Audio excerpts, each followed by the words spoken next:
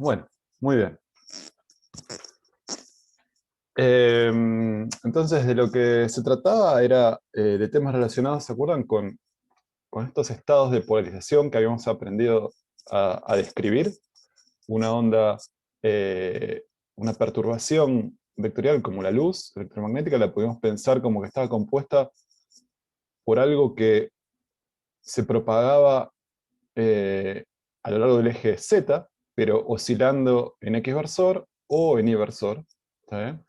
Con la misma longitud de onda y la misma frecuencia en ambas componentes, solo que con diferentes amplitudes y con diferente fase inicial, con una diferencia de fase inicial que llamamos épsilon. Y a partir de acá habíamos aprendido que este épsilon, por ejemplo, y estas amplitudes definían el estado de polarización de la perturbación total, ¿no? Cuando yo sumaba las dos contribuciones. Y podía obtener algo que paramétricamente me caía sobre una línea, cuando epsilon era 0, cuando epsilon era pi, con una elipse alineada, rotando para un z dado en función del tiempo de manera antihoraria cuando epsilon era más pi, o horaria cuando era, perdón, acá, menos pi o 3 pi sobre 2, que es lo mismo, ¿no? Porque es pi sobre 2 más pi. Y bueno, y así con las distintas diferencias de fase. Y claro, y lo que habíamos visto también era que si llamamos a todo esto la componente X y a todo esto la componente Y, eh, una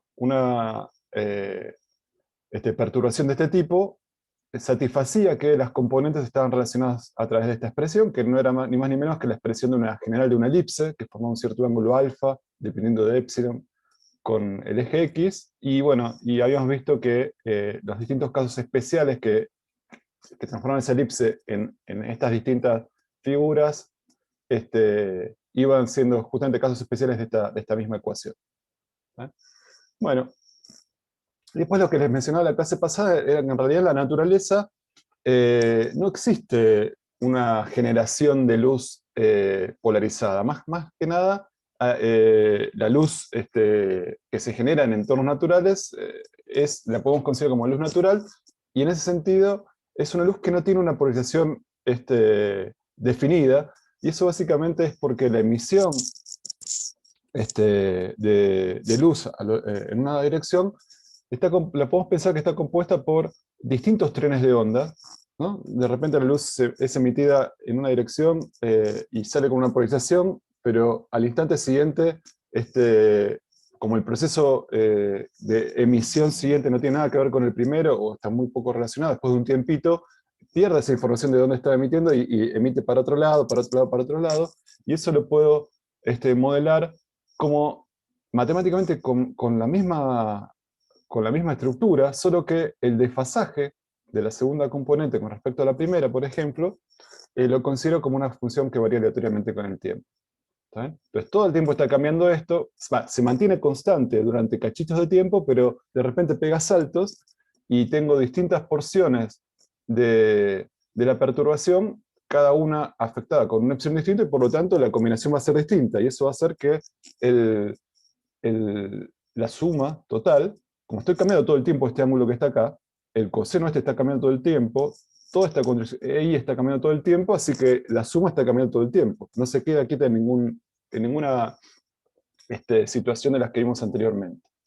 Y eso es lo que llamamos luz natural, o luz no polarizada, o luz aleatoriamente polarizada. El intervalo de tiempo más o menos típico de oscilación de este epsilon de t se mantiene constante por un intervalo muy chiquitito de tiempo, 10 a la menos 8 segundos, pero después de ese tiempo, pum, cambia.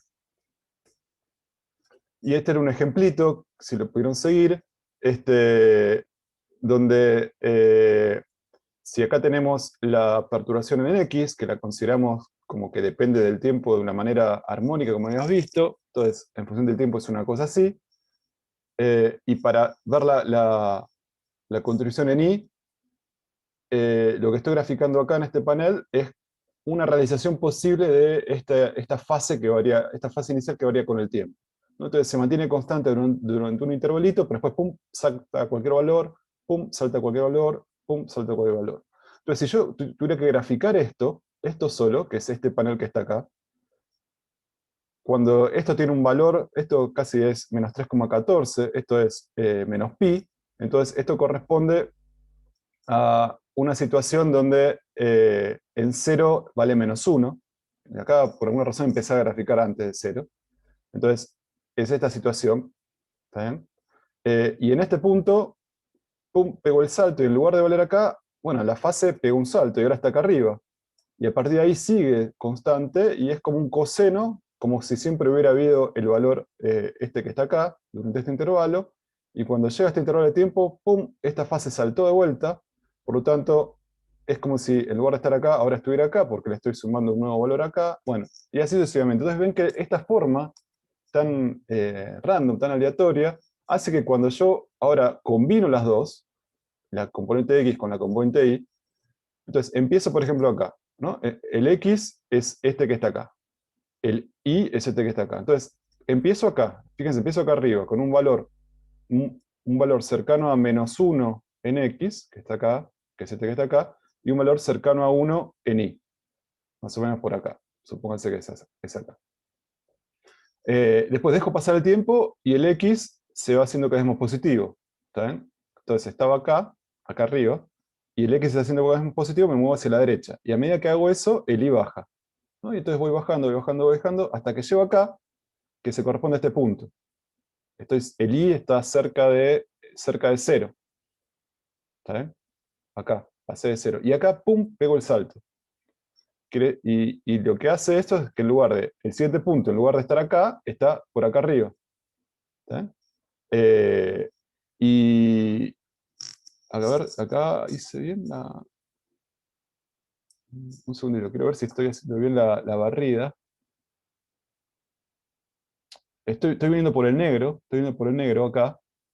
Claro, y acá pego el salto hasta el rojo, ¿no? Hago así, tú, pum, pego el salto hasta el rojo. Estoy haciendo la suma esta, que sería esta altura. Y esta altura, llego hasta una altura máxima y vuelvo a caer, vengo por acá, que sería mientras avanzo por este lado, caigo en la altura hasta menos 0,5 más o menos, que sería este punto que está acá, y cuando llego acá salto de la fase roja a la fase verde, ¡tum!, me engancho acá. Entonces, como ven, este plano es bastante complicado. Esto es lo que me dice dónde está el vector suma, ¿está bien? Y como ven, hace un recorrido muy, muy raro. Sobre este plano está cambiando todo el tiempo. Y entonces, eso lo que se ejemplifica es, se nota, digamos, gráficamente como que no tengo ninguna dirección privilegiada, y entonces aparece este dibujito que está acá, ¿no? Pero todo el tiempo está cambiando, todo el tiempo está cambiando de manera discontinua.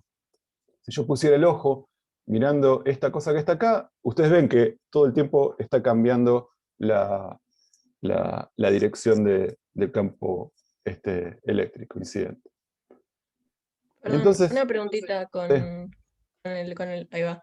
No entiendo por qué hay como solo una discontinuidad en el gráfico de I. acá.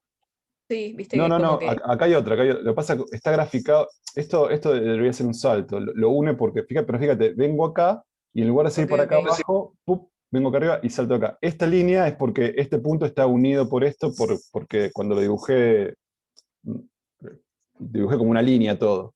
Pero se ve que esto debería ser un coseno que va bajando y de repente llega hasta acá y el siguiente punto está acá arriba. Esta es la discontinuidad que está dibujada, perdón, está dibujado acá esto, pero en realidad acá hay un punto y acá está el siguiente. Bárbaro. Bueno. Y entonces, la luz natural, en realidad,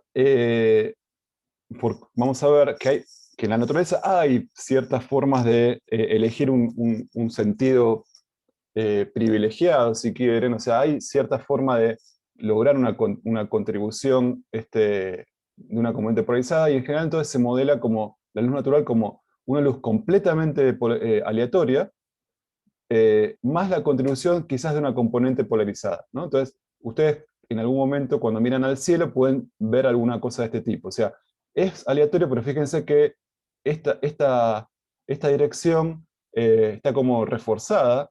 Eso significa que hay una componente polarizada también. Entonces, la luz se suele modelar, la luz natural, como una luz completamente no polarizada, más eventualmente una componente elípticamente polarizada, ¿no? Que da cuenta de esta anisotropía, de esta dirección privilegiada.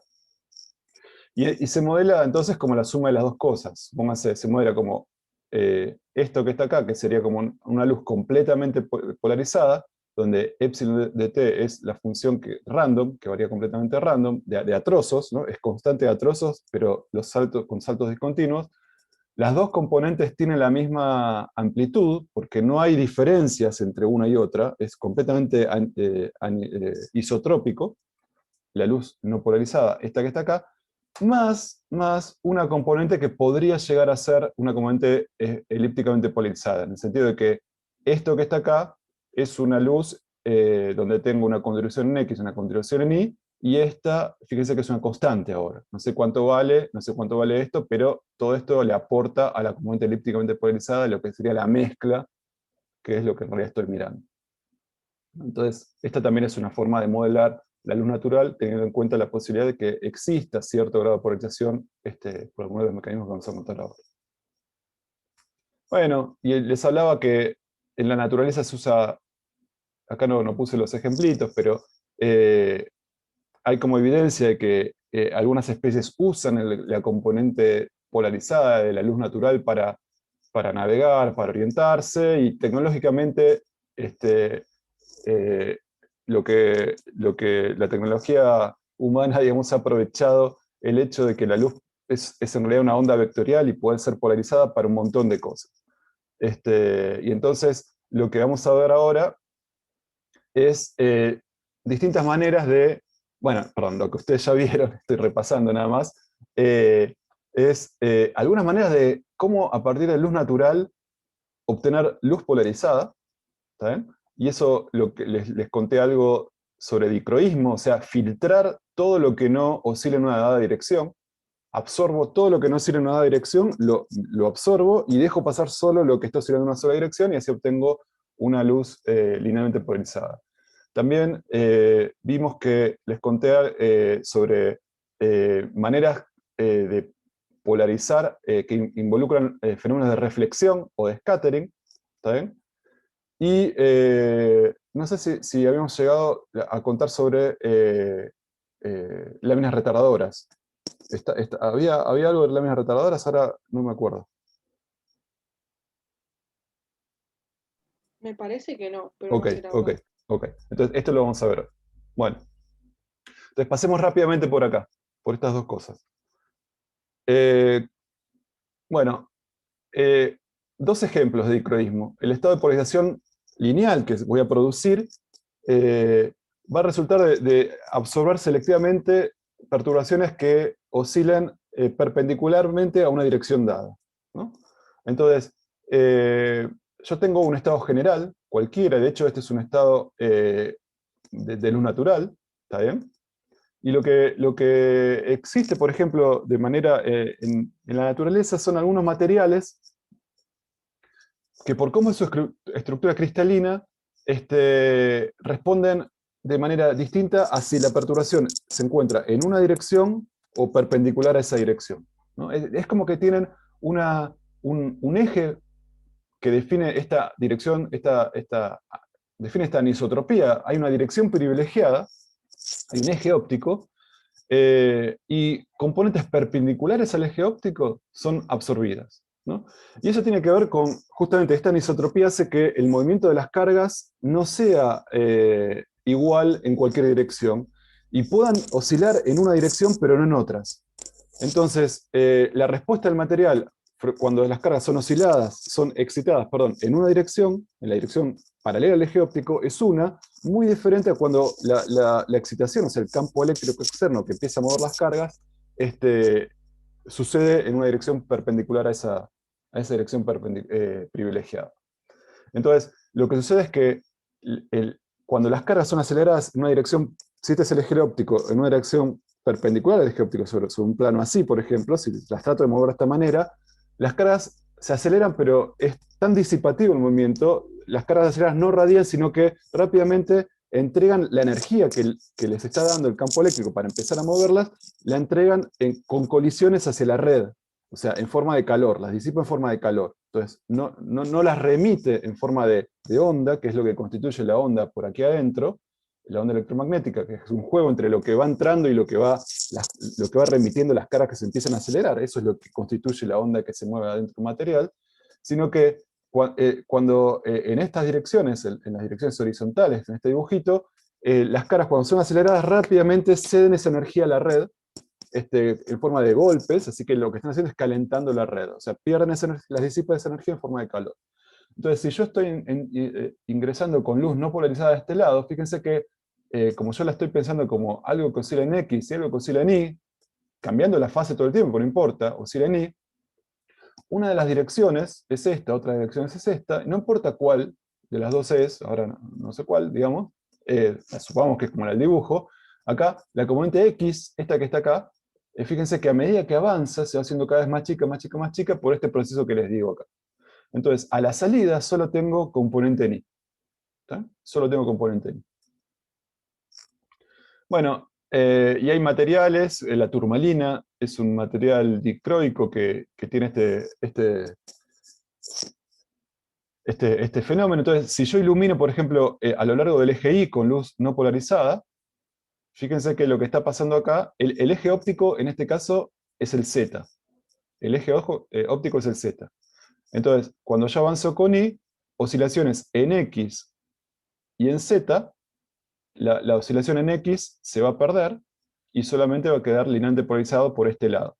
¿Está bien? Si incido por atrás, a lo largo del eje X, tengo oscilación en Z y en Y, y a medida que avanzo y paso por el cristalito este, voy a perder la componente, en este caso la componente Y. ¿Está bien? Ahora, si incido desde abajo, fíjense que si incido desde abajo, las dos componentes son perpendiculares al eje óptico, por lo tanto, a medida que avanzan, se van perdiendo y no veo nada de este lado. No sale nada de luz porque se filtró todo. Entonces, consigo luz polarizada acá, luz polarizada, linealmente polarizada acá, en Z, en los dos, pero claro, cuando incido desde abajo, las dos componentes son perpendiculares al eje óptico y las pierdo las dos y no veo transmisión. Y eso es lo que pasa con este tipo de cristales, ¿no? Acá se ve estos negros, justamente, bueno, importa mucho cómo está tallado el material, obviamente, cómo lo tallo en relación a la anisotropía molecular que presenta, y puedo lograr cosas por el estilo. Bueno, la otra manera es de producir este fenómeno de dicroísmo, o sea, de filtrar, de alguna manera, de perder parte de la energía que está oscilando en una dirección y solamente dejar pasar otra vez, a través de una absorción selectiva de la perturbación, ¿no? Antes sucedía eso dentro del material, pero yo también lo puedo inducir con unos dispositivos que básicamente lo que hacen, imagínense que yo tengo como si pudiera fabricar grillas metálicas, ¿no? Entonces, yo acá tengo la luz que está incidiendo, que está naturalmente polarizada, ¿no? Entonces tengo las dos componentes X e Y. Acá tengo X e Y, ¿no? Esto lo que me indica es que la luz está, tengo las dos componentes, ¿no? Y en este caso parecería que tienen las mismas amplitudes. Y ahora, cuando paso por acá, fíjense qué pasa. La componente vertical, la componente Ni, se corresponde a una dirección donde las cargas se pueden mover a distancias macroscópicas, ¿no?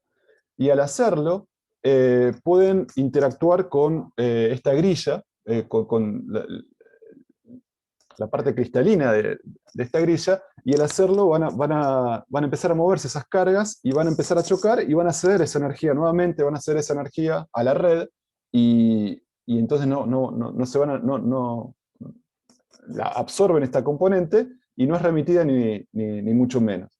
Y entonces, eso no sucede con esta otra componente, con la componente X, ¿no? Porque las caras no pueden moverse a distancias macroscópicas a lo largo del eje horizontal. Por lo tanto, este dispositivo es transparente, es como si no estuviera, porque no interactúa básicamente con el campo que está oscilando en X, por lo tanto el campo que está oscilando en X pasa como si nada. Pero el campo que está oscilando en Y se ve fuertemente atenuado. porque esta energía es usada para acelerar cargas que la usan para calentar la estructura cristalina, la disipan esa energía, no la vuelven a emitir en forma de radiación polarizada en el eje Y. Y entonces a la salida tengo como resultado que básicamente estoy extinguiendo esta componente. Extinguiendo esta componente. ¿No? La componente I acelera electrones que chocan con átomos de la red y ceden su energía. Y la componente X pasa. Entonces, lo que se llama, en este caso, es que acá tengo un polarizador, y el eje X versor es lo que se llama el eje de transmisión del polarizador. Obviamente, los polarizadores en la práctica no son perfectos, la extinción no es perfecta, el eje de transmisión tampoco es perfecto, pero los buenos polarizadores dejan pasar, supónganse, el 99% de lo que oscila en X y anulan el 99.99% de lo que anulan Y, ¿no? Siempre se les puede caracterizar, pero la idea básicamente es eso, es lograr una fuerte anisotropía en qué componentes absorbo y qué componentes dejo pasar. Y esto en la práctica se logra con estos dispositivos, estos Polaroid, que es un plástico donde se calienta y al calentarse se los tira, y entonces tengo cadenas de polímeros que quedan como alineadas de esta manera, formando básicamente como grillas de polímeros, con una dirección de estiramiento bien característica, que le da esta particularidad. Son efectivamente, funcionan como grillas en este mismo sentido. ¿Está bien? Y entonces acá vemos que tengo dos polaroides cruzados, uno con el eje de transmisión, supónganse, en Y y el otro en X, y fíjense que cuando los pongo uno atrás del otro, no pasa nada, porque al pasar por el primer Polaroid dejo pasar la componente en X, pero el segundo Polaroid tiene el eje de transmisión cruzado, así que lo absorbe completamente y no dejo pasar nada. ¿Está bien? De paso, fíjense que esto está mirando al sol, mirando al cielo, perdón, y fíjense que acá tengo como mayor brillo, mayor intensidad de luz que acá, y eso significa que la luz del cielo está parcialmente polarizada, ¿no? Porque si yo lo dejo pasar solamente, perdón, me adelanté, eso lo vamos a ver un poquito más adelante. Bueno. Bueno, y otra cosa que le quería comentar es esto, cuando yo estoy haciendo este tipo de dispositivos, lo que estoy haciendo es absorbiendo una componente, ya sea esta, o como vamos a ver, alguna combinación de las dos, pues, si los ejes no coinciden, pero en definitiva estoy perdiendo parte de la energía que está siendo transportada por la onda, ¿no? Porque si yo anulo una componente, absorbo, lo transformo en calor y dejo pasar solo parte, estoy perdiendo energía. Entonces quería hablar un poquito de la energía transportada. Bueno, la energía transmitida por una onda, por unidad área, depende de la amplitud al cuadrado de la onda, ¿no? Eso no lo vamos a ver bien de dónde sale, pero es así, digamos. Es fácil ver, bueno, uno puede pensar que, piensen en una superficie del agua, en la altura de las olas, si yo inyecto mucha energía para generar como fuente, ¿no? Voy a tener olas más altas que si inyecto poca energía, y eso tiene que ver con, bueno, eso es una imagen que quizá les sirve para recordarse que la energía que lleva una onda tiene que ver con la amplitud de las excursiones fuera del equilibrio que hace, que tiene que ver con esa perturbación. Entonces, en particular, tiene que ver con la amplitud al cuadrado, ¿no? De la onda en cada punto.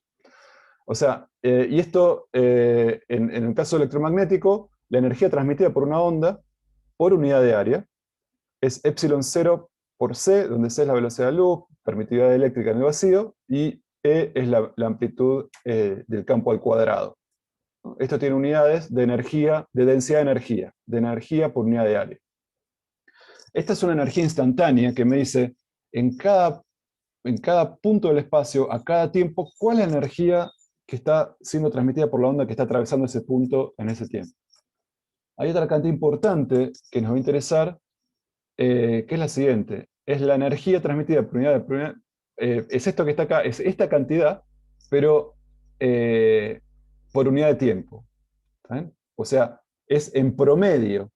en un intervalo de tiempo, en promedio, cuánta energía está recibiendo un punto. Fíjense que esta notación significa que estoy haciendo el promedio temporal de lo que tengo acá adentro.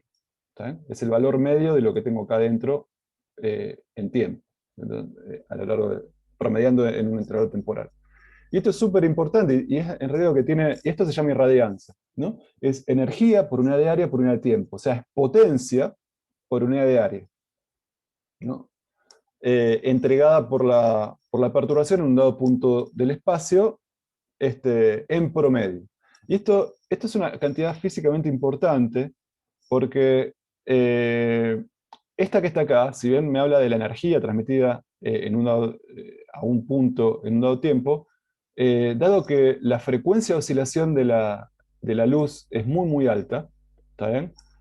A mí tiene un poco de utilidad práctica saber cuánto, instante, cuánto es la energía transportada por una onda lumínica en un dado punto instante, porque va cambiando tan rápido, que no solo no lo puedo medir, sino que ningún tipo de receptor puede responder a esa velocidad, ¿no? Entonces, si yo tengo un receptor que, qué sé yo, cuando recibe una determinada amplitud hace una cosa, cuando recibe otra hace otra y otra hace otra, si ese receptor no es capaz de responder instantáneamente a los cambios de la perturbación que le está llegando, bueno, va a responder con la velocidad que tenga que responder, va a responder una especie de acumulado de la excitación que va recibiendo, o sea, va a responder a una integral, ¿no? Al acumulado de la energía que va llegando a ese punto.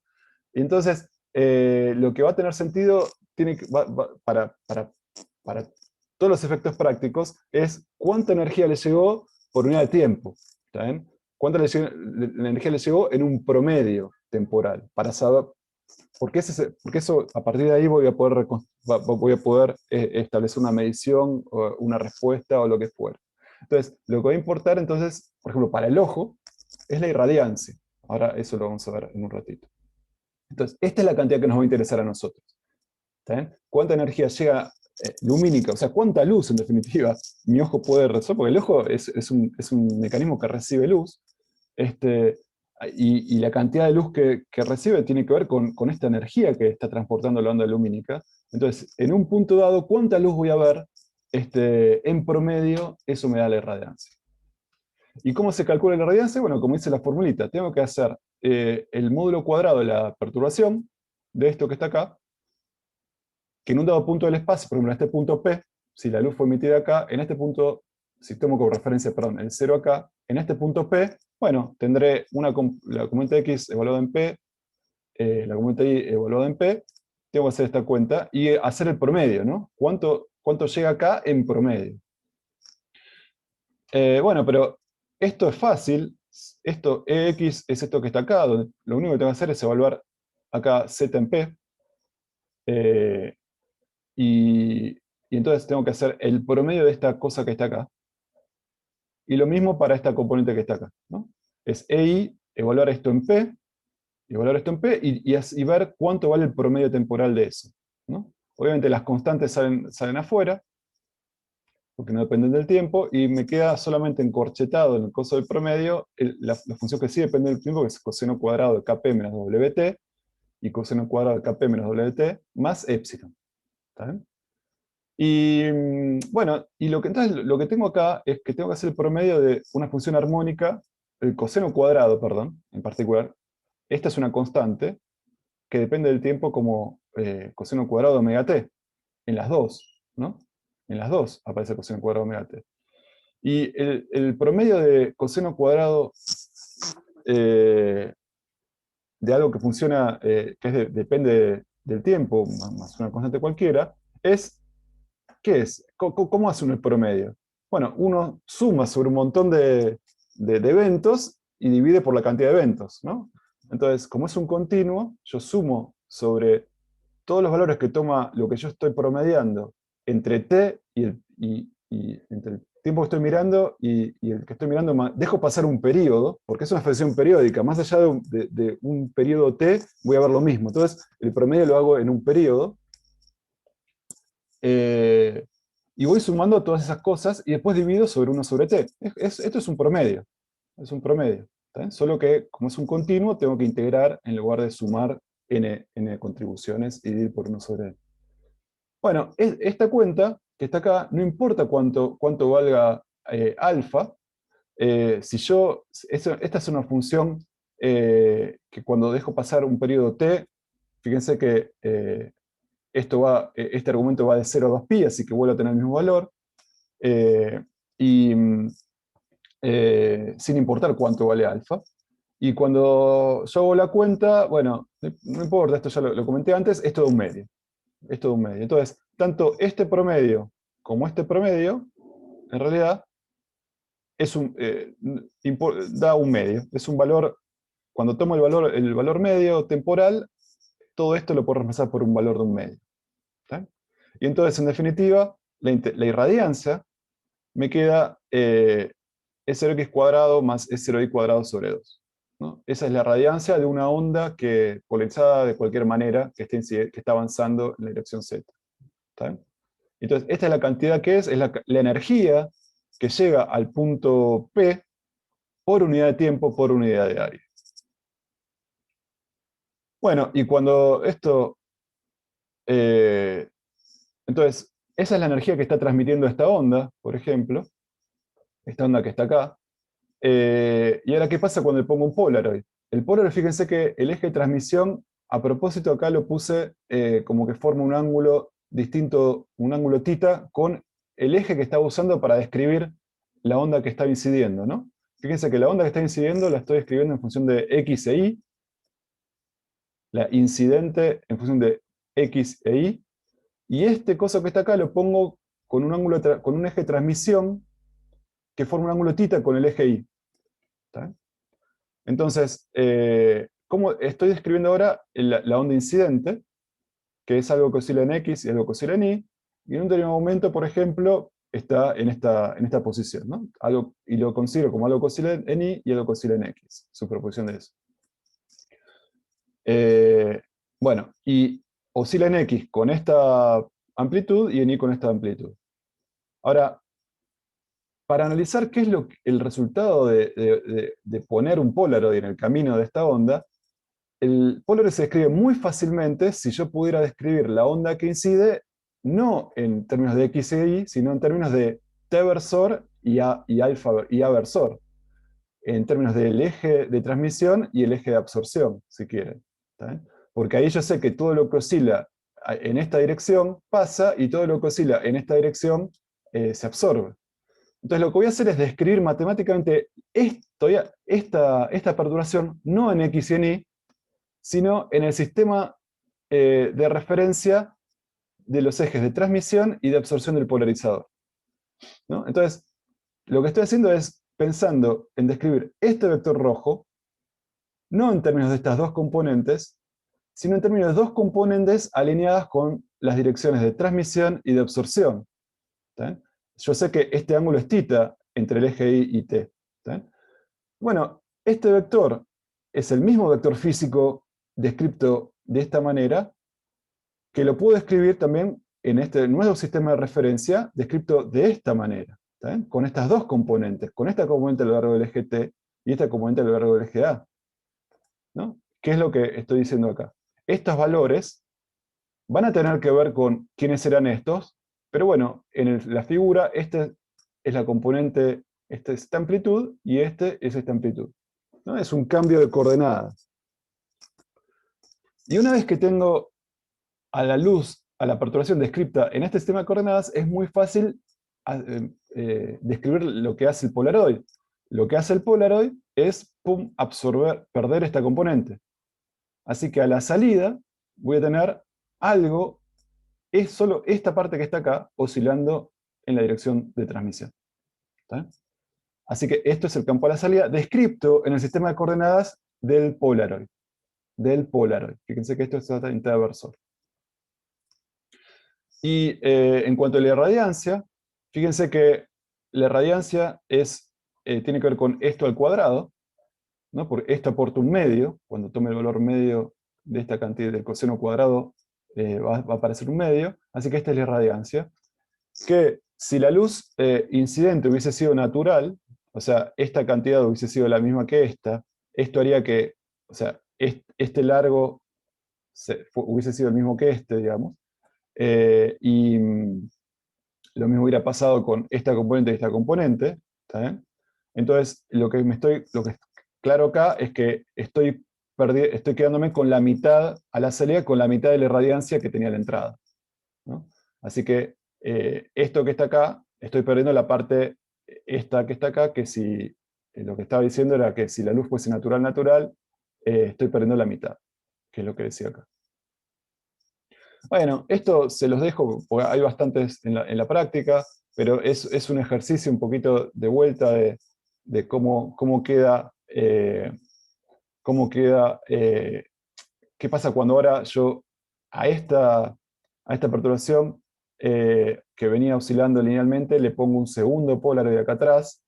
¿Qué es lo que queda? Nuevamente voy a perder parte, solamente voy a dejar pasar algo, y lo que les contaba era que cuando yo calculo la irradiancia, eh, eh, la irradiancia que yo recibo va a tener que ver con el ángulo que forma el segundo polarizador, que se suele llamar analizador, con respecto al primer polarizador, que es el que lograba el estado de polarización incidente. ¿Está? Este ángulo θ, si θ, pero ya lo pueden, bueno, si θ es 0, obviamente tengo los dos analizador y los dos Polaroid alineados, así que voy a ver todo lo que entró salió, ¿no? Si θ es 0, la intensidad a la salida es igual a la intensidad de entrada, y si θ es pi sobre 2, o sea, si los Polaroid estaban cruzados, la intensidad va a ser nula, ¿no? Eso es lo que se conoce como ley de Malus. Hay bastantes ejercicios en la práctica de esta, así que, eh, bueno. Y la otra cosa que quería contarles tenía que ver con proyección por reflexión. Esto, no sé si tuvieron alguna duda, me parece bastante piola. Eh, la idea es la siguiente. ¿Ustedes se acuerdan que nosotros vimos cómo se generaba utilizando el principio de Huygens, ¿se acuerdan cómo se generaba la onda reflejada, ¿no? La onda reflejada la habíamos visto que a medida que la onda iba incidiendo sobre la superficie de la interfase, eh, había como ondas secundarias acá que iban emitiendo y iban conformando lo que era el rayo este eh, que salía reflejado, ¿se acuerdan? Bueno, entonces, fíjense lo que pasa en esta situación. En realidad lo que está pasando es que cuando ustedes están incidiendo con una onda sobre una interfase, parte de la luz se transmite, esa luz va a empezar a mover cargas acá y acelerar cargas, y la radiación de esas cargas aceleradas va a tener que ver con la luz que se propaga y se refleja, ¿no? Y entonces, en este caso, si ustedes hacen Snell, esta sería la dirección del rayo transmitido. Y lo que está pasando entonces, fíjense que el rayo transmitido es este, y si la luz está polarizada paralela al plano de incidencia, quiere decir que el campo eléctrico hace oscilar las cargas en esta dirección, ¿no? Y entonces tengo cargas que oscilan en esta dirección, y como ustedes saben, esas cargas aceleradas radian. Ahora, no radian isotrópicamente.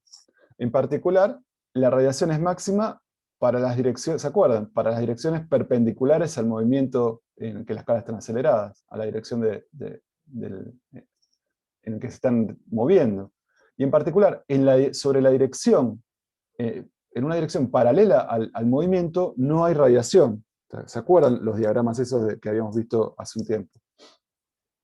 Entonces, bueno, lo que sucede entonces es que estas caras que se mueven de esta manera, eh, en particular en la dirección que correspondería al, al rayo reflejado, bueno, en este caso fíjense que no emite con la máxima potencia, porque la máxima potencia debería estar para este lado, pero para este lado emitirán con una intensidad más chiquita, pero bueno, con cierta intensidad, ¿no? Entonces, lo que sucede es que si existe un ángulo, fíjense que si existe un ángulo particular, este que está acá, donde cuando yo incido con este ángulo, el ángulo de transmisión es tal que el ángulo que forma la dirección del ángulo transmitido con la de reflejado es 90 grados, es 90 grados, ¿qué pasa justo en esa situación? Que las caras van a estar oscilando en una dirección paralela a la dirección donde debería emerger el rayo reflejado. Pero ¿cuánta potencia emiten en esa dirección? Nada, ¿no? Porque son caras que están siendo aceleradas en esa dirección. Y por lo tanto, cuando yo estoy incidiendo con este ángulo particular, tal que el ángulo transmitido y el ángulo reflejado forman un ángulo de 90 grados, la radiación que debería ocurrir en la dirección del rayo reflejado es nula. Por lo tanto, no voy a tener rayo reflejado en esa situación.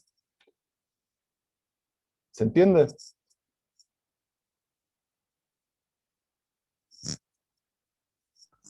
Sí, sí. Bueno, y matemáticamente, ¿cómo establezco esta condición? Bueno, eh, el ángulo de incidencia es tal, que lo llamo ángulo de polarización o ángulo de Brewster también se llama, tal que el ángulo reflejado, ¿está bien? Más el ángulo transmitido, que es este que está acá, es 180. Perdón, es 90. O sea, el ángulo de polarización más el ángulo transmitido, que es este que está acá, es 90. ¿Por qué? Porque este también en esa situación, este también es 90, que es lo que estoy pidiendo. Estos dos, desde acá hasta acá es 180, estos dos, la suma de estos de tita P y tita transmitido es 90, y eso hace que este sea 90. Entonces, esta es la condición que hace que no haya ángulo reflejado cuando incido con un rayo paralelo al plano de incidencia. Entonces, escrita, eso significa que, bueno, esta es la ley de Snell, y como el rayo, este ángulo tiene que ser igual a este que está acá, el rayo incidente es cuando yo incido con el de polarización, que justamente es el que yo estoy queriendo caracterizar, en lugar de ángulo transmitido, pongo pi sobre 2 menos el ángulo de polarización, ¿no? Eh, Este transmitido, este transmitido es pi sobre 2 menos este que está acá, porque este más este tiene que ser pi sobre 2. Y entonces lo que tiene que cumplir el ángulo de polarización es que, bueno, ni por seno de tita p tiene que ser igual a nt por coseno de tita p. Así que tangente del ángulo de polarización tiene que ser igual al cociente de los índices de refracción transmitidos sobre incidente. Y esto, para cada interfase, me define un ángulo para el cual tita r se hace cero. Tita r en la dirección paralela al plano de incidencia se hace cero. En general, si ustedes ven la intensidad, o sea, cuánta energía se lleva el rayo reflejado, van a ver que es función del ángulo de incidencia, por eso que yo les decía, porque en la dirección del ángulo de reflexión, yo tengo que tener en cuenta el patrón de emisión de estas caras aceleradas, que no es isotrópico. Entonces, a medida que en una superficie en general, lo que voy a tener es que a medida que el ángulo va avanzando, va haciéndose cada vez más grande, sobre todo la componente paralela, que es la afectada por esta fenomenología, cada vez se va llevando menos porcentaje de la intensidad reflectada, y justo en el ángulo de Brewster se hace cero. Justo en el ángulo de Brewster se hace cero. Esto es lo que les decía sobre la componente paralela, no sucede con la componente perpendicular, ¿no? Porque con la componente perpendicular en ningún momento la dirección que induce de movimiento de las cargas va a coincidir con la dirección reflejada, ¿no? Porque es una dirección que entra y sale del plano de incidencia, la componente perpendicular. Así que esto solo lo tengo para la componente paralela. Por lo tanto, cuando yo incido con luz no polarizada, en la condición de ángulo de Brewster, o cerquita también, no tiene que ser exacto, cerquita, voy a parar mucha intensidad en la componente paralela al plano de incidencia. Y en el rayo reflejado voy a ver mayoritariamente una polarización perpendicular al plano de incidencia. ¿Está bien? Y les contaba que esto sucede, por ejemplo, cuando a ustedes les molesta reflejos originados por reflexiones de superficie, lo que les está molestando en definitiva es es una luz que tiene un alto grado de polarización, y entonces, utilizando un mecanismo como los anteojos polarizados, que básicamente es un Polaroid, eh, pueden filtrar muy fácilmente esta componente, ¿no? Usan un Polaroid con un eje de transmisión vertical, y con eso se sacan de encima un montón de reflejos que a ustedes les llegan de todos lados, que tienen un alto grado de polarización paralelo a la superficie, digamos, paralelo a la superficie, y de esa manera funcionan estos anteojos. Bueno, y ahora sí, el último punto que me habían comentado, que de vuelta tiene que ver con esta anisotropía de la emisión de la radiación por cargas aceleradas. ¿Está bien? ¿Cómo funciona esto? Bueno, a ver, miren esto, a ver, ¿cómo lo podemos ver? Claro, imagínense que yo tengo acá una molécula, ¿no? Y yo la voy a excitar con una excitación que es vertical, está polarizada verticalmente. Entonces esta molécula la voy a obligar a moverse verticalmente, y esta molécula va a reemitir, o sea, va a radiar como una carga acelerada, y fíjense que va a radiar en todas direcciones, pero no de manera igual, ¿no? En particular, en la dirección, si yo miro desde acá arriba a lo que emite la molécula, no me va a hallar nada, ¿no? Porque esta molécula se está moviendo justamente en esta dirección, por lo tanto, no emite energía en la dirección de movimiento, por lo tanto, acá no me va a llegar nada. ¿Estamos de acuerdo con eso? ¿No? Sería como pensar que yo tengo una molécula que se mueve en esta dirección, y tratar de ver, yo estoy acá y quiero ver si emite o no. Bueno, en esta dirección no está emitiendo, ¿está bien? Porque justamente coincide con la dirección de movimiento. ¿Está bien eso? Sí, perfecto.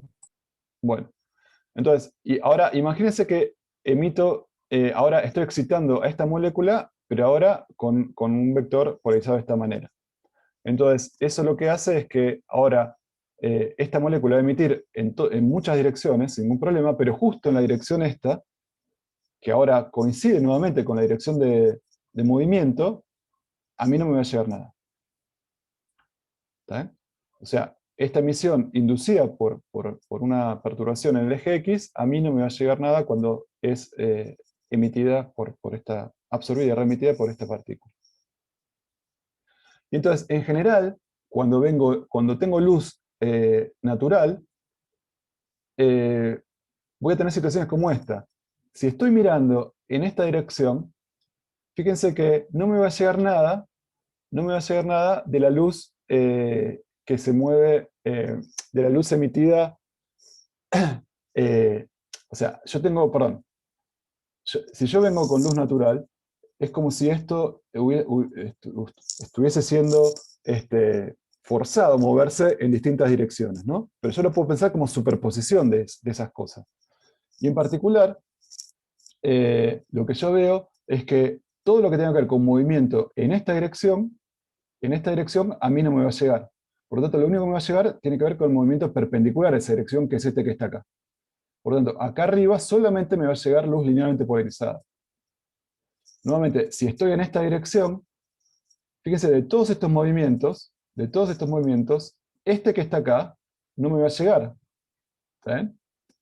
No me va a llegar, porque justamente va a involucrar una dirección de radiación paralela a los movimientos en este eje de la partícula. Sí me van a llegar lo que tiene que ver con los movimientos perpendiculares a la dirección de propagación, a este que está acá. Por lo tanto, si yo miro lo que emite esta partícula excitada de esta manera, desde este punto, lo único que voy a ver llegar son cosas que tienen que ver con perturbaciones relacionadas con movimiento vertical. ¿Se entiende? En cualquier otra cosa, bueno, voy a ver distintas combinaciones más fuertes o más débiles, porque el patrón no es que es 0 en una dirección y 1 en otra, sino que en distintas direcciones voy a tener distintas contribuciones. Entonces voy a tener luz parcialmente polarizada en distintos lados, en alguno justo se va a ver natural, pero bueno, en definitiva los comportamientos extremos los voy a ver desde esta dirección, analizando lo que emite esta partícula desde esta dirección o desde esta dirección, en cuanto a la polarización. Entonces, cuando yo estoy mirando el cielo, en realidad lo que estoy viendo es cómo... A ver.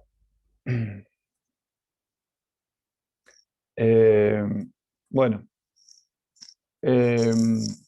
Entonces, cuando yo estoy mirando el cielo, justamente, estoy observando no directamente la luz que me llega del sol, sino esta cosa de remisión, ¿se acuerdan? De remisión de la energía absorbida por un proceso de y remitida en un proceso de scattering elástico por las moléculas de la atmósfera.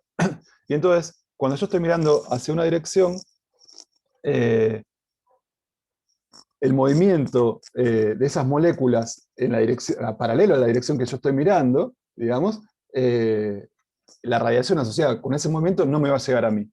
Y por lo tanto voy a ver, de acuerdo a qué parte del cielo estoy mirando, y ahora vamos a ver cómo se relacionan básicamente los ángulos donde estoy mirando con la estructura de movimiento inducida por el Sol en estas moléculas de scattering, voy a ver distintos grados de polarización de acuerdo a distintas situaciones.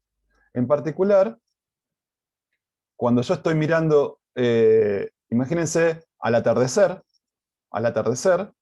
el Sol lo tengo, supónganse, a la derecha, y yo estoy mirando hacia arriba, ¿no? Pero el Sol está a la derecha. Entonces, la luz que me llega a mí no es la luz directa del Sol, necesariamente, sino que es la luz de un rayo de Sol que es absorbido por una molécula por acá, y luego es remitido en la dirección hacia abajo, que es donde estoy yo. Entonces sería como esta dirección, ¿no? El Sol se está poniendo por el oeste, tengo luz natural, una molécula absorbe esa luz y me la manda a mí, que yo estoy acá abajo. ¿Se entiende este grafiquito? Ahora, en esta situación, fíjense que viene luz natural, esta molécula está siendo movida, sacudida, digamos, en este plano, de esta manera, y la emisión asociada a esta dirección, a la dirección vertical, a mí no me llega, ¿no? Porque es la dirección paralela al movimiento, justamente. Entonces, todo lo que tenga que ver con la producción de este movimiento no me llega. Por lo tanto, me llega solo lo que tiene que ver con cosas perpendiculares a esa dirección, que es esta que está acá. Por lo tanto, a mí me llega la luz linealmente polarizada en esta situación. Y eso es lo que se veía en esta figura que alguna vez les mostré, donde es una foto 360 de una cámara mirando hacia arriba, ¿no? Un súper gran angular.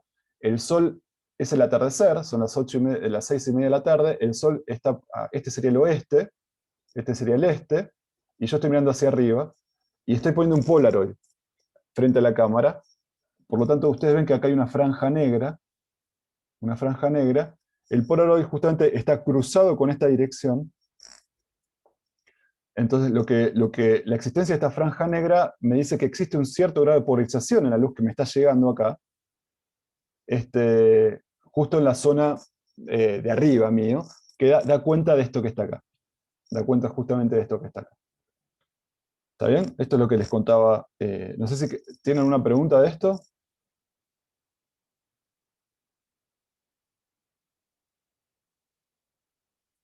Sí, lo de la franja negra, no lo entendí bien. Claro. Esta parte que está acá, ¿sí la entendiste? Sí, sí, eso sí.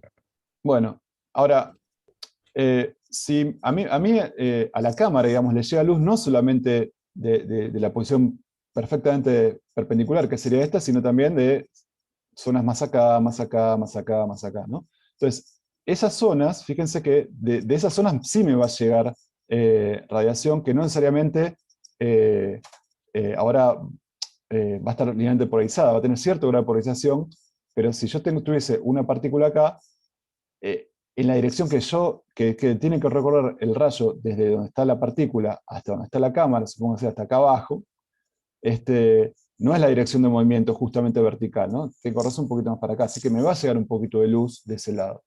Entonces, a medida que me voy alejando de los 90 grados, la condición de extinción de una de las componentes deja de valer. Y entonces me va a llegar luz, no importa cómo yo ponga el Polaroid, me va a llegar un poquito de luz en la componente que deja pasar el Polaroid, ¿saben? Que no extingue el Polaroid. Y entonces yo veo la extinción perfectamente completa, debería verla justo en el punto de 90 grados. Justo en el punto de 90 grados. Yo tengo el Polaroid, ¿cómo está puesto acá abajo? El Polaroid está puesto tal que el eje de transmisión está así, ¿no? El eje de transmisión está así. ¿Se entiende? Entonces, justo cuando yo miro para esta molécula que está a 90 grados, no me debería llegar nada de luz para ese tipo de reemisiones, ¿no? Porque el eje de transmisión está perpendicular a cómo está oscilando la perturbación incidente. ¿Está bien? Entonces, acá el eje de transmisión del polarizador está en la dirección este-oeste, ¿no? Y eso anula esta perturbación atrás del Polaroid, y yo debería ver negro, entonces, justamente en esta dirección, que es lo que más negro que veo justamente acá. Ahora, a medida que me voy mirando zonas no tan 90 grados, digamos, zonas más acá, más acá, más acá, más acá, la extinción no es total, porque ahora voy a tener una pequeña componente justamente en el eje este-oeste que va a dejar pasar el Polaroid. Y eso es lo que va a hacer que a medida que me voy moviendo para ángulos distintos a 90 grados, esto que está acá a 90 grados, voy a empezar a ver más luz. Y si ustedes miden, pueden medir acá el grado de polarización, lo que ven es que justamente el grado de polarización es más grande cercanos a los 90 grados y se va perdiendo a medida que van agarrando ángulos más abiertos. Ángulos más abiertos. Eso es porque, ahora, las partículas que están acá, que se mueven como indica la perturbación, no hay la dirección que tiene que recorrer la luz para llegar a donde yo estoy, digamos, que tiene que ver más o menos con esta dirección, no se corresponde con ninguna de estas que están acá, así que siempre va a haber parte de la energía emitida en esa dirección. No va a haber una extinción, como en este caso, ¿no? Tan clara de una de las componentes. Bueno. Muy bien. Bueno. Se hizo más largo de lo que pensaba, esto. ¿Cómo vienen?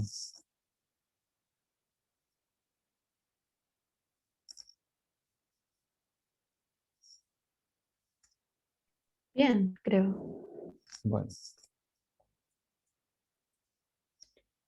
Bueno, muy bien. Entonces avancemos un poquito. ¿Está bien?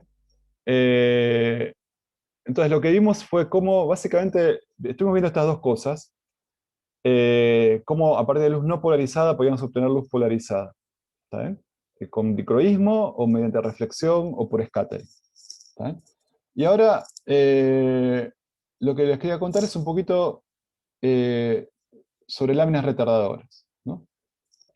Y la idea es que este tipo de materiales, en realidad, nuevamente son materiales altamente anisotrópicos. Significa que el material se va a comportar con respecto a la luz muy diferente en una dirección que con respecto a otras.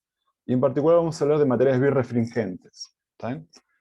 Y estas sustancias son materiales que nuevamente presentan un grado de anisotropía alto, que hace que el índice de refracción sea diferente en una dirección que en otra. O sea, no es que absorbe, ahora no es que absorbe una de las componentes, sino que las transmite, pero con un índice de refracción diferente.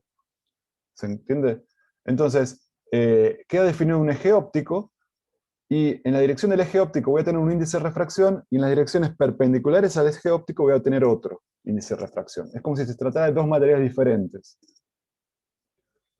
Y eso básicamente también tiene que ver con que las cargas, por cómo es el material, van a responder más fácilmente a un forzado que se da en la dirección Y, por ejemplo, que en la dirección X en este caso. Entonces yo tengo la luz que incide sobre este material, y por cómo es este material, va a haber cargas que se van a acelerar, y con ese movimiento acelerado van a constituir lo que va a ser la onda que se propaga dentro de ese material.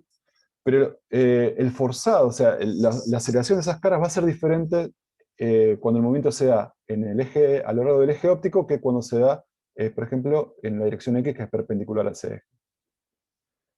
Entonces, lo que vamos a tener es un índice de refracción, entonces, que vamos a llamar paralelo a aquella perturbación de dirección paralela al eje óptico, y un índice de refracción perpendicular. En este caso sería relacionado con la perturbación, con qué le pasa a la onda que se está perturbando en la dirección perpendicular al eje óptico, en este caso el eje X.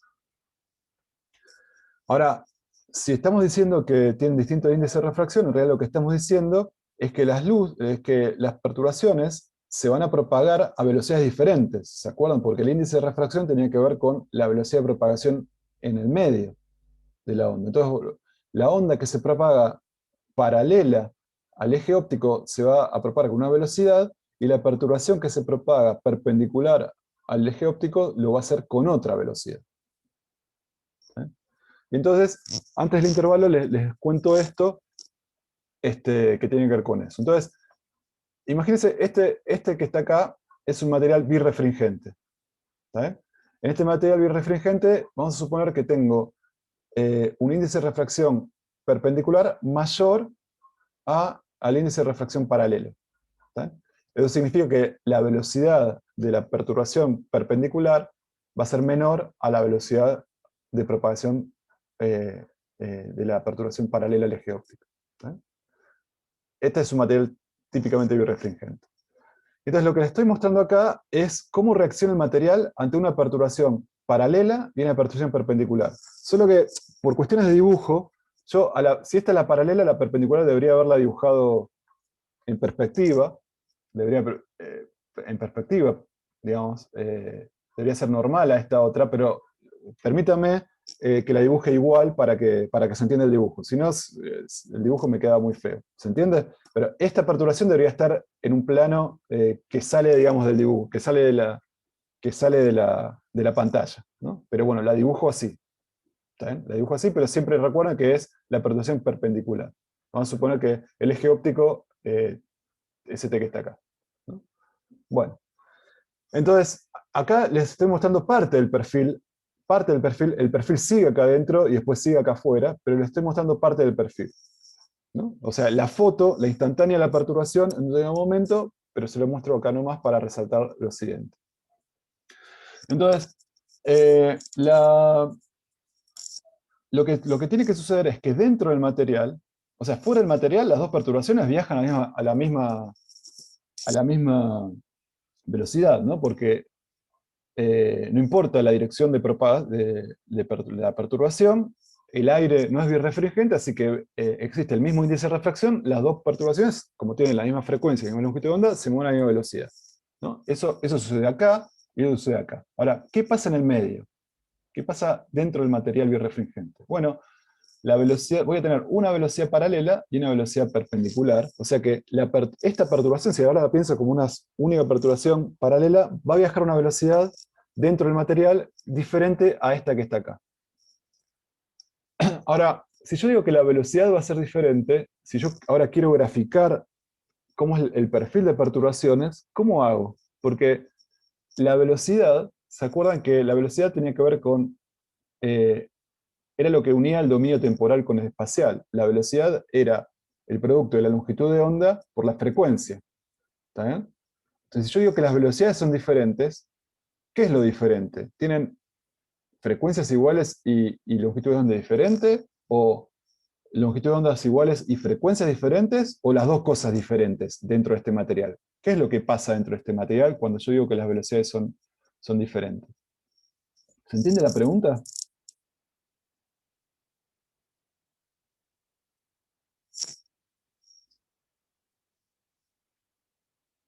¿Sí? Sí, sí. Bueno. Entonces, para entender eso, fijémonos qué pasa acá afuera. O sea, esta es una foto que quiere decir que estoy mirando la cosa a un tiempo fijo, ¿no? Porque siempre es más fácil en estas presentaciones ver las cosas a un tiempo fijo, ¿no? Pues dibujo el perfil y eso es un tiempo fijo. Ahora, Para una posición, por ejemplo, para esta posición, a lo largo del tiempo, el campo, en este caso, el campo vale, qué sé yo, de acá hasta acá, pero a un instante siguiente estamos de acuerdo que va a subir y bajar, ¿no? Qué sé yo, va a ser así, ¿no? El campo acá va a ser así. Si yo me quedo en un tiempo fijo y dejo pasar la onda, voy a ver que estoy haciendo esto en cada punto del espacio, ¿no? Entonces, y eso lo hago con una frecuencia bien determinada, ¿no? Con una frecuencia dada por el omega, que es el mismo para esta que para esta, ¿no? Y entonces, todos los puntos acá, la perturbación en cada punto oscila a la misma frecuencia, ¿no? Tardan el mismo tiempo en ir desde el máximo hasta el cero y desde el cero hasta el mínimo. Todos oscilan a la misma frecuencia. Tanto estos puntos como todos estos puntos también. Ahora, en particular, lo que yo tengo acá adentro, el perfil que tengo acá adentro, también va a oscilar a una dada frecuencia y a una dada longitud de onda. Ahora, concentrémonos en la frecuencia. Todos los puntos que están afuera oscilan a la misma frecuencia, eso no cabe ninguna duda. Todos los puntos que están adentro quizás oscilan a una frecuencia distinta que la anterior, pero entre sí tienen que oscilar a la misma frecuencia. ¿Está bien? Todos los puntos que están adentro oscilan a la misma frecuencia, ya sea de la onda paralela o de la onda perpendicular. Ahora fíjense, este punto que está acá justo en la interfase, que lo marqué con un puntito rojo, pertenece tanto, lo podría pensar como pertenece tanto a este lado como a este lado. Y ese punto oscila bueno, en tanto que pertenece a esta parte que está acá, oscila a la frecuencia nu que tenía la oscilación acá afuera, que era la misma, tanto para acá como para acá. Ahora, como la solución tiene que ser continua en ese punto, o sea, se tiene que enganchar continuamente acá, pase lo que pase, este punto, o que oscila a la misma frecuencia que acá, impone que en realidad, o sea, me hace dar cuenta que todos los puntos que están acá adentro, como tienen que oscilar a la misma frecuencia que este, rojo, tienen que oscilar entonces a la misma frecuencia que todos los puntos que están acá afuera. ¿No? Cada punto tiene que oscilar a la misma frecuencia, ya sea que esté adentro o afuera del material. Por esta condición de matching, que me machea lo que pasa afuera con lo que pasa adentro. Por esta condición de macheo entre la solución de afuera y adentro del material, ¿no? Y entonces, la frecuencia nu es la misma fuera y dentro del material. ¿Está bien? Justamente. Y entonces, cuando yo digo que la velocidad cambia, lo que va a cambiar es la longitud de onda. La frecuencia es igual. La frecuencia es igual, lo que cambia es la longitud de onda. Entonces, la velocidad paralela va a tener que ver con una longitud de onda paralela. La velocidad perpendicular va a tener que ver con una longitud de onda perpendicular, y en tanto que las velocidades no son iguales, lo que van a ser diferentes son las longitudes de onda de la perturbación paralela y perpendicular adentro del material. ¿Está bien? Esto que está acá. Si esta es diferente a esta, lo que va a ser diferente son las longitudes de onda. Que cuando yo escribo, si yo despejo esto que está acá, fíjense que la longitud de onda, despejando quién es la velocidad paralela es c dividido el índice de refracción paralelo, ¿está bien? Entonces, la longitud de onda paralela es c dividido el n paralelo sobre nu, que es el mismo entre los dos, y c sobre nu es la longitud de onda que tendría en el vacío, o sea, cuando n sería 1. Entonces, la longitud que yo veo que tiene la perturbación acá adentro, esta onda que oscila paralela al eje óptico, tiene que ver con el índice de refracción que ve esa perturbación, y es tal que se relaciona con la longitud de onda que tendría en el vacío, o sea, que tiene acá afuera, de esta manera. ¿No? La longitud de onda es un poquito más chica que la que tendría que tener en el vacío. Y también la longitud de onda perpendicular, que es lo que debería tener esta perturbación que ve un índice de refracción diferente al anterior, también hace que la longitud de onda perpendicular sea esta que está acá, sea este cociente que está acá. ¿Está bien? Entonces, dentro del material, las oscilaciones tendrán en las dos direcciones longitudes de ondas diferentes. Entonces, ¿qué significa eso? ¿Y cómo surge un poco naturalmente del hecho de que tienen velocidades diferentes de propagación? Bueno, para ver esto, fíjense lo siguiente. Pensemos, pónganse en este punto que está acá, ¿no? Entonces pensemos ahora en la velocidad, en la velocidad con la que se propaga el perfil, ¿está bien? En la velocidad con que se propaga el perfil. Entonces pensemos en este punto que está acá. Este punto que está acá, si dejo pasar cierto tiempo, lo voy a encontrar acá. ¿Está bien? Y el mismo punto que está acá afuera, esta distancia la va a recorrer a la misma velocidad que esa perturbación entera, pero una vez que está acá dentro del material, esta perturbación ve una velocidad y esta perturbación se conduce a otra velocidad. Y como habíamos dicho que la velocidad perpendicular en este ejemplo era menor que la velocidad paralela, el desplazamiento de esta perturbación a lo largo de este medio ocurre más lento que el desplazamiento de esta perturbación. Por lo tanto, una perturbación asociada a un valor tan bajo como este, con una fase bien determinada que hace que esto sea un mínimo, la voy a encontrar a un dado tiempo acá, mientras que la otra le va a tomar un poquito más de tiempo llegar al mismo punto. ¿Está bien? Porque se desplazan a velocidades diferentes. Se desplazan a velocidades diferentes. La velocidad esta es más grande que esta que está acá. ¿Está bien? Ahora, pero fíjense que si yo dejo pasar más tiempo, entonces, este punto que está acá, el punto azul, ahora ya casi va a haber salido del material, cuando todavía este otro que está acá todavía no, ¿no? Porque se está desplazando a una velocidad más chica. Y entonces, si yo me pongo a pensar, si yo veo ahora el perfil, en cuanto al perfil, eso implica que hubo una especie de estiramiento relativo que ocurrió acá adentro, entre la perturbación en la dirección paralela que lo que ocurrió en la perturbación perpendicular, ¿no? Porque al desplazarse más rápido, es como que se estiró, se ensanchó esta escala, y de hecho, la longitud de onda, o sea, la distancia típica que ahora encuentro entre puntos de igual fase, por ejemplo, entre máximo y el máximo siguiente, es más grande que esta que está acá. ¿Está? ¿Por qué? Porque cuando dejo pasar la misma cantidad de tiempo, la perturbación acá se mueve más rápido y se desplaza una distancia mayor que esta otra que está acá. ¿Está?